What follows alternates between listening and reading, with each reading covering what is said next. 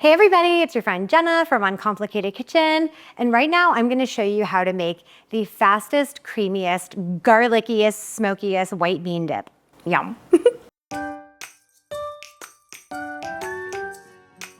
So the first thing that we're gonna do is we are going to blend all of our ingredients together except for the beans. 2 garlic cloves going in, 3 tablespoons of olive oil, 2 teaspoons of smoked paprika.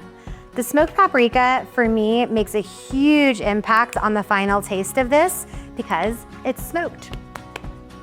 Sometimes it gets a little stuck and you gotta give it a little shaky shake. 3 tablespoons of lemon juice. Freshly squeezed is always best. Maybe a little more. A teaspoon of kosher salt. You could always start with a ½ teaspoon and then work your way up. And now we're gonna blend.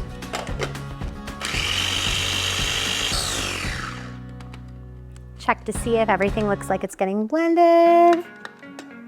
And that looks great. Now we're gonna add our white beans. So you can use Great Northern beans or cannellini beans. I am using Great Northerns today. The lid goes back on and you blend. All right, let's check. And now the secret ingredient is nothing more than water. Start with just a couple tablespoons, pop the lid back on and blend. I should add that the reason we're adding some water is to get it to a super smooth and creamy and light consistency. All right, let's see what we got. Check it out. Ooh, that looks nice. Very smooth.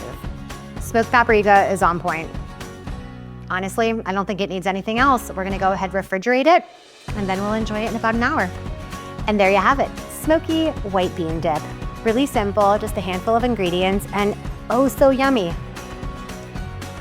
You could be the star of your next potluck with this one. Until next time.